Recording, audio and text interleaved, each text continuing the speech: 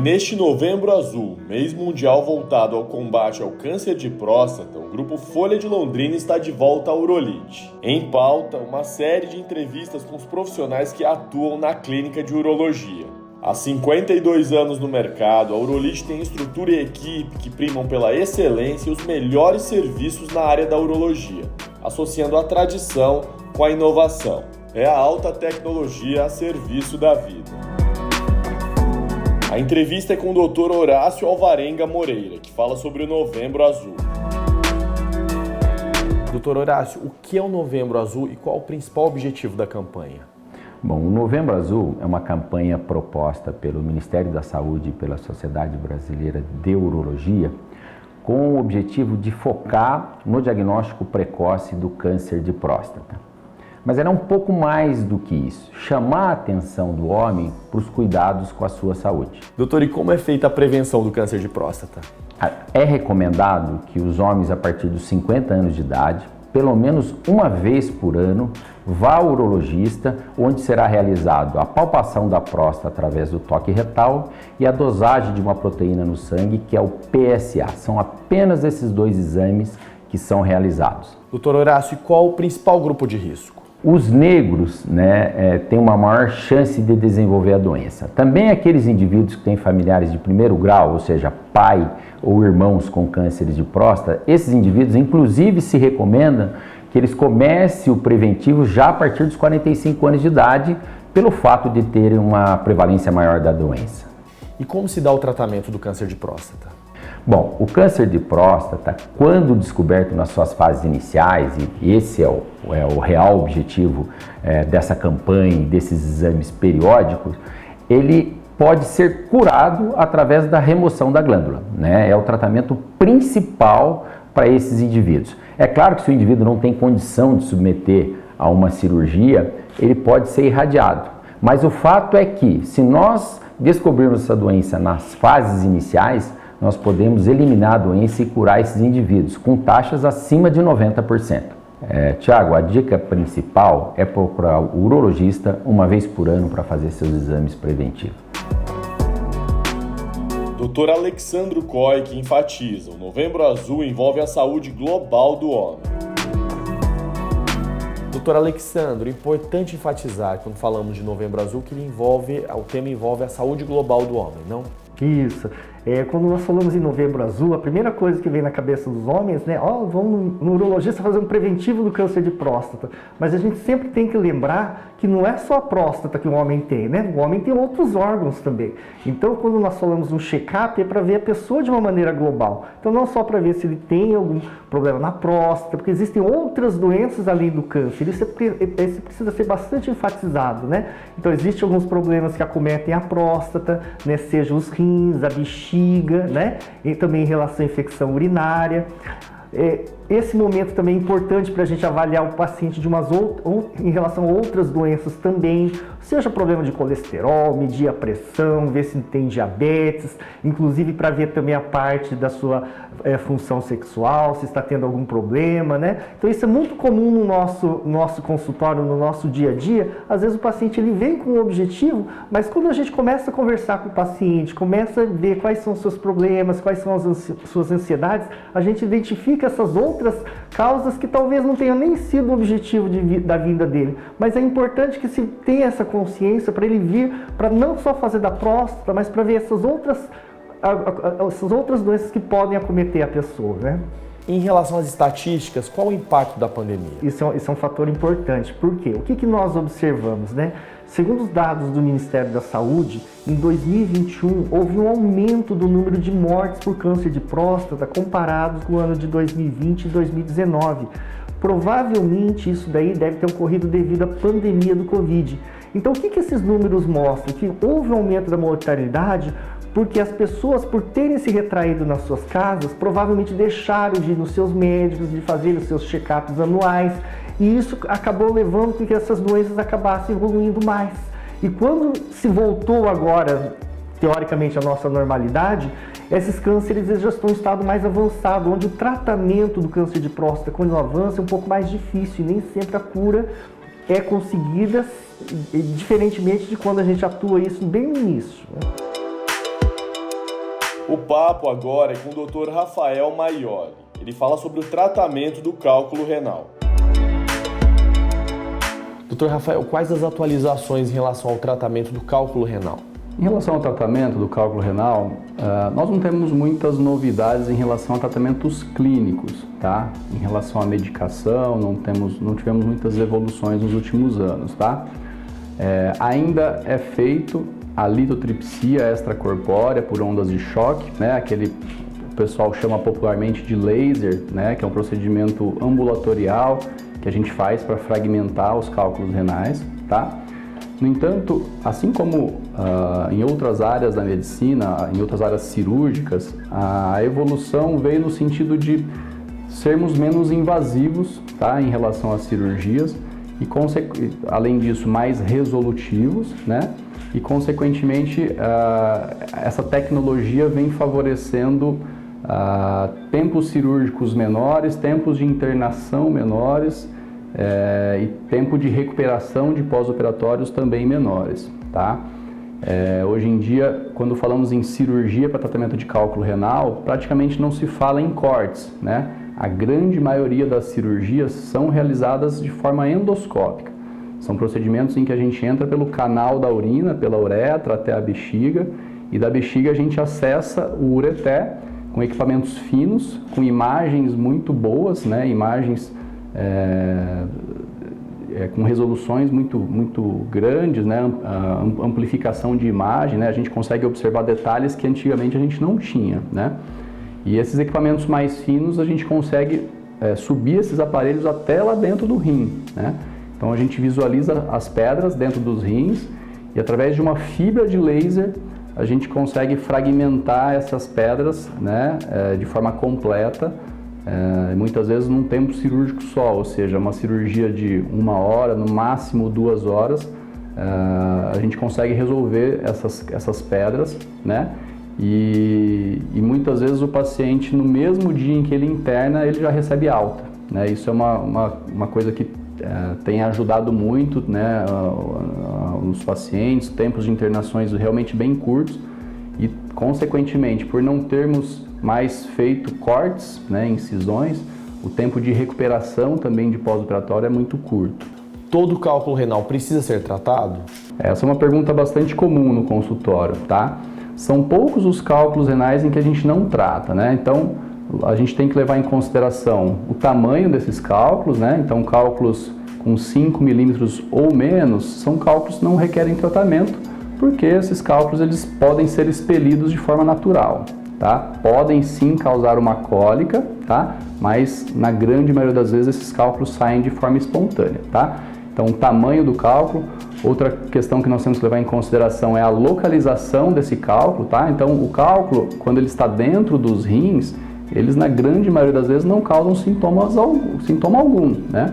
Quando esse cálculo sai do rim e cai no ureter, né, que é o canal que leva a urina do rim até a bexiga, esse cálculo acaba obstruindo o rim. E é justamente essa obstrução faz o rim inchar e esse inchaço que gera a famosa cólica renal, tá? Então, um cálculo no ureter, ele é um cálculo que a gente deve levar em consideração a cirurgia como uma opção de tratamento, tá? A não ser que seja um cálculo, mesma coisa, um cálculo muito pequeno, em que o paciente esteja tolerando bem a dor, muitas vezes a gente vai dar um tempinho para dar oportunidade para esse cálculo sair, tá? Mas cálculos no ureteres grandes, cálculos no ureteres em que o paciente não esteja tolerando a dor, ou se existe uma infecção associada, nesses casos, sem dúvida, a cirurgia ela é inclusive um procedimento feito em caráter de urgência, tá? Um cálculo no ureter associado a um quadro de infecção, isso pode levar realmente ao risco de vida do paciente. A gente deve realmente desobstruir esse rim com uma certa urgência. Então, tamanho do cálculo deve ser levado em consideração, a posição em que está esse cálculo, tá?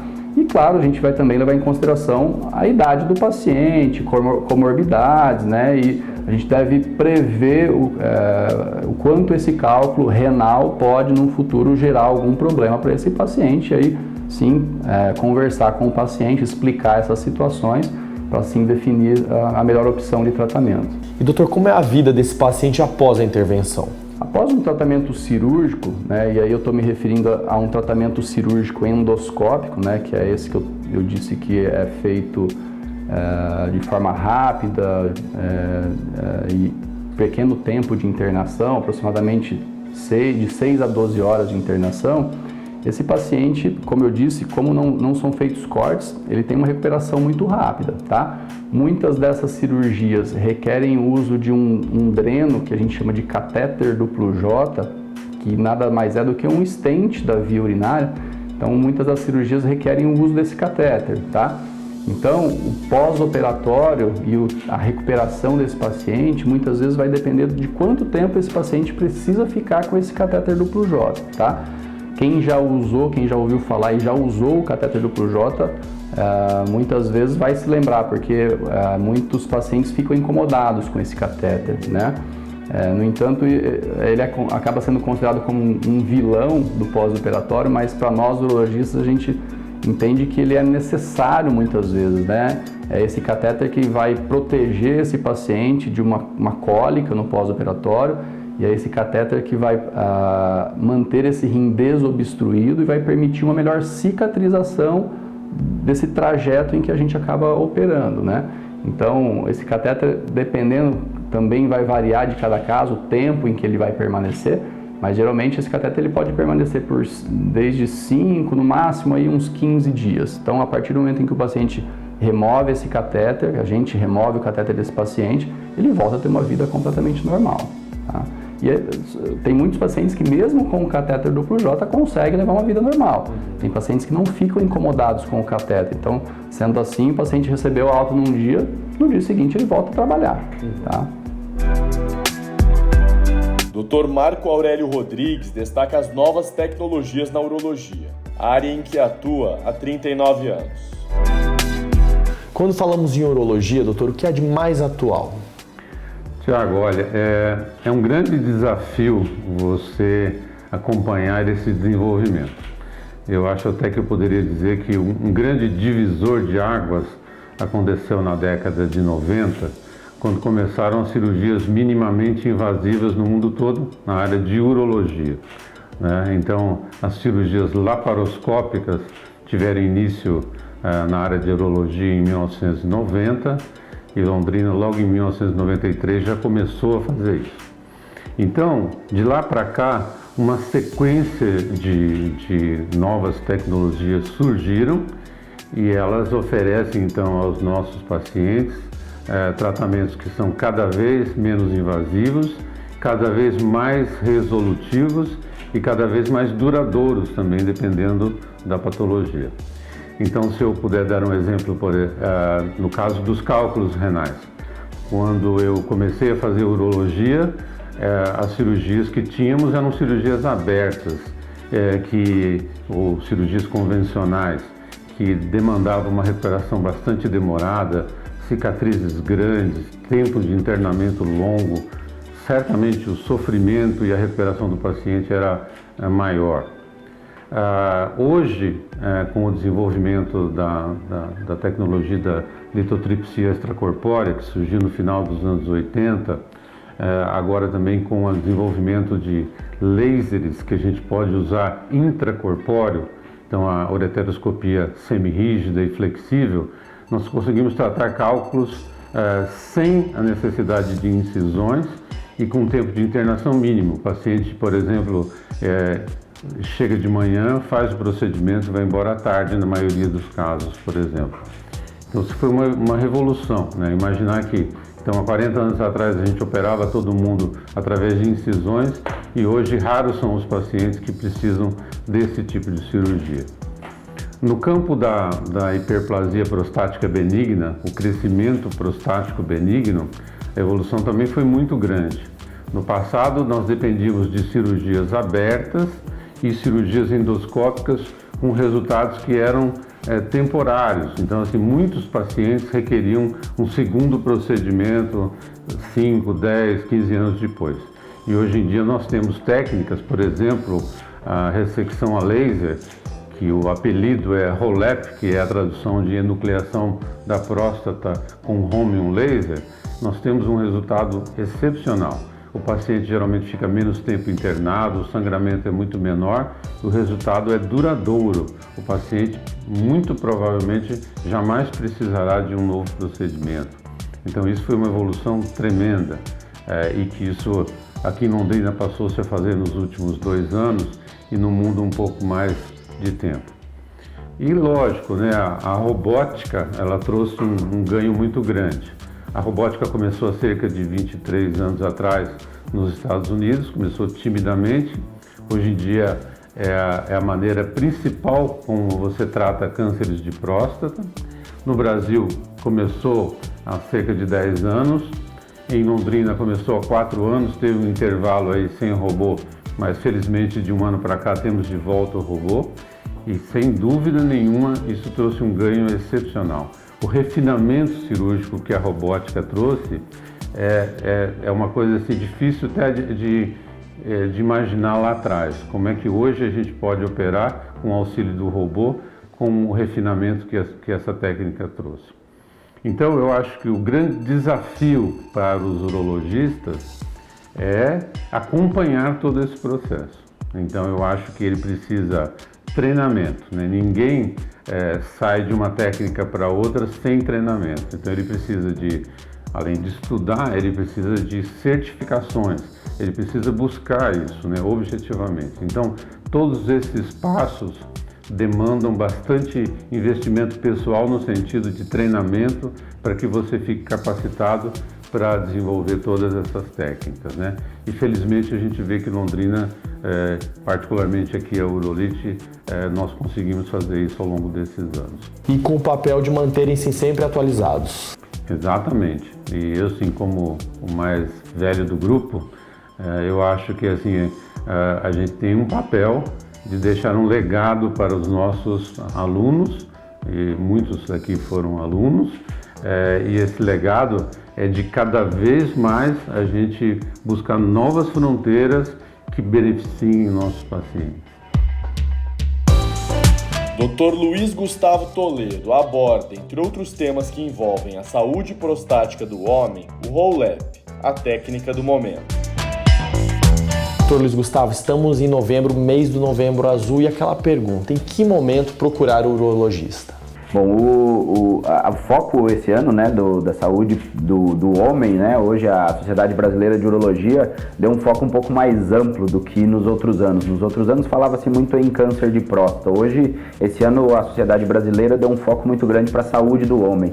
E quando a gente fala em saúde do homem, principalmente os homens acima dos 50 anos, nós temos que falar em saúde prostática, né, que inclui a avaliação de rotina para o câncer de próstata, mas também a avaliação do aumento da próstata, do aumento benigno da próstata, que é uma doença até muito mais prevalente do que o câncer, claro, não tão grave quanto o câncer, mas por acometer um número de homens maior, traz esse homem para avaliação. E todo homem acima dos 50 anos deve avaliar rotineiramente com o urologista para avaliação de câncer de próstata.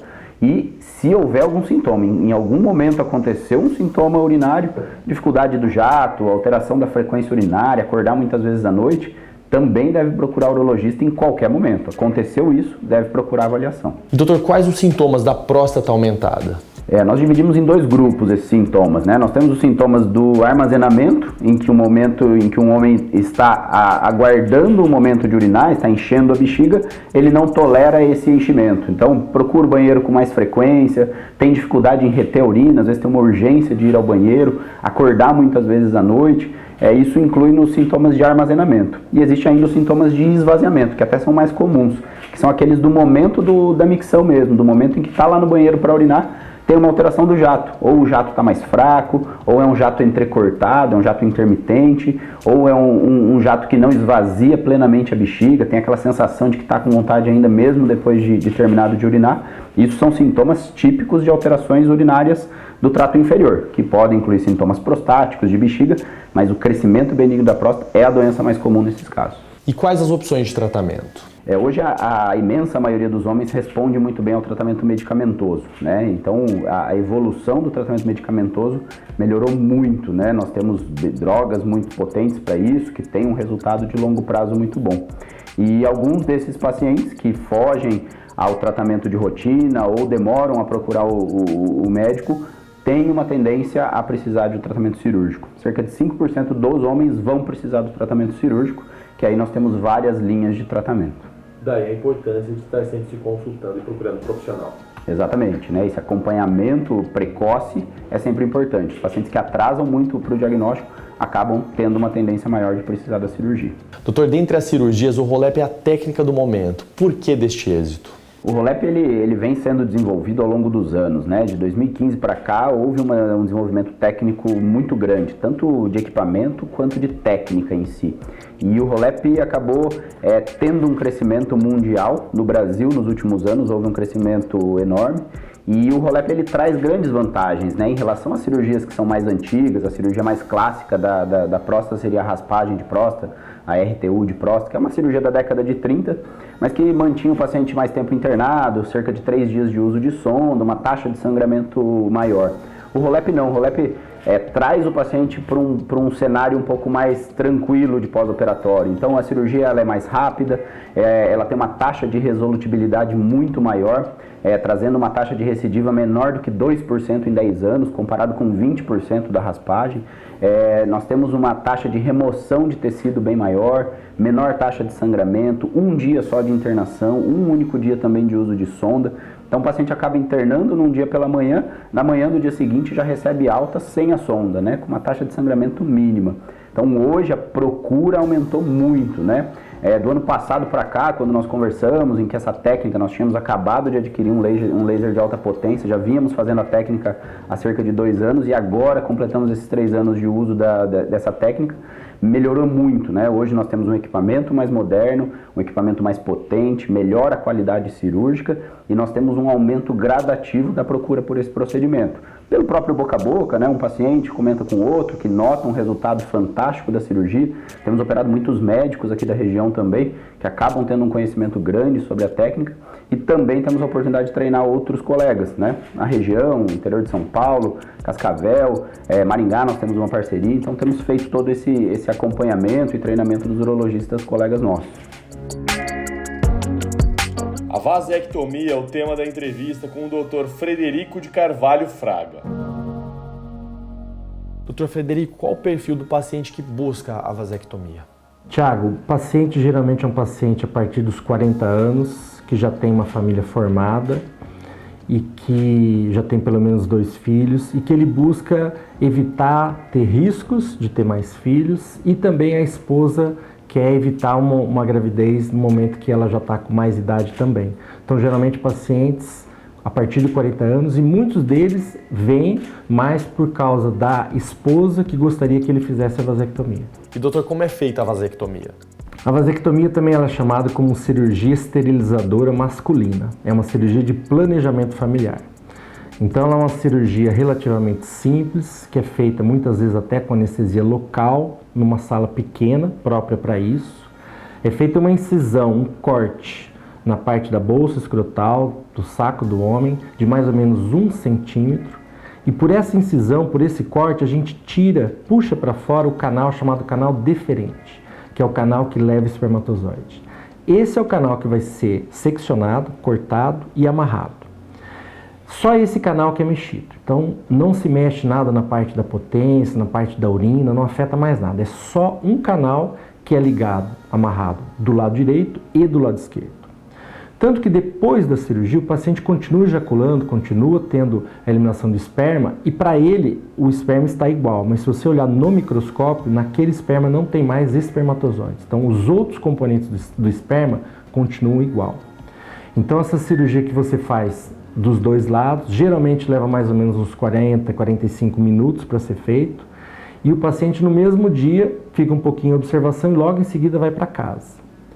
O ponto principal que a gente tem que ressaltar não é tanto essa questão técnica, porque a técnica já faz um bom tempo que ela é bem precisa. A questão é da gente conversar bem com o paciente para saber se ele está bem seguro de que aquela cirurgia ela é adequada para ele por ser uma cirurgia definitiva. Como se dá o pós-operatório da vasectomia? O pós-operatório, principalmente nos primeiros 2 dias, o paciente tem que fazer um pouco mais de repouso. Repouso significa ficar mais em casa, não pode trabalhar. A atividade física, a gente pede que ele espere pelo menos 7 dias para poder voltar para uma atividade física de forma escalonada. Então começa mais devagar para retomar a atividade física que ele fazia antes. Mas geralmente é um pós-operatório tranquilo. Muitas vezes a gente pede para o paciente vir no dia seguinte no consultório para ver como é que ele está. Pode ter algumas complicações, tipo formar algum hematoma, ter algum sangramento, ter alguma infecção, mas são complicações menores que geralmente com medicação elas são resolvidas. E qual o perfil do paciente candidato à vasectomia? O paciente candidato, até o início do ano, era um paciente que tinha pelo menos 25 anos, 2 filhos e ele precisava da anuência da esposa para fazer. Houve uma mudança na lei e a lei mais atual fala que o paciente pode ter 21 anos, né? Tem que ser maior que 21 anos, tem que ter 2 filhos e não mais necessita da anuência da paciente. Ele precisa passar por uma consulta para poder avaliar, ver se realmente ele está ciente das consequências da cirurgia, no sentido de não ter mais filhos, mesmo que as coisas na vida dele mudem. Ver se ele está apto no sentido de estar com boa saúde, ter uma boa coagulação. Então a gente precisa conversar, conhecer um pouquinho o paciente, mas de maneira geral a lei indica para pacientes acima de 21 anos com 2 filhos. Doutor, qual a taxa de sucesso em relação à vasectomia? A vasectomia ela tem uma taxa de sucesso de 98%, então a taxa de sucesso bem elevada. Mas apesar dessa taxa de sucesso elevada, a gente depois da cirurgia precisa fazer um exame para confirmar o sucesso da cirurgia, que é um espermograma. Geralmente a gente espera ter entre 12 e 15 ejaculações para daí fazer um exame de esperma e esse exame de esperma confirmar que tem 0 espermatozoides nesse exame. Então é muito importante essa complementação com esse exame para saber como é que foi o resultado final da vasectomia. E é possível fazer a reversão? A reversão é possível, mas a reversão já passa a ser uma cirurgia maior. Precisa de microscópio, precisa de um centro cirúrgico maior.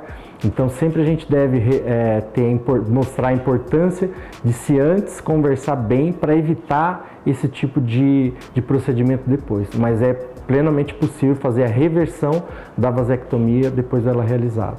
Essa aqui é uma sala de pequenos procedimentos, é aqui que a gente faz a cirurgia de vasectomia. O paciente fica deitado aqui, pode ser feito com anestesia local, pode ser feito com anestesia geral também ou só sedação. E o paciente depois do procedimento fica em uma outra sala para fazer essa recuperação antes de ir embora para casa.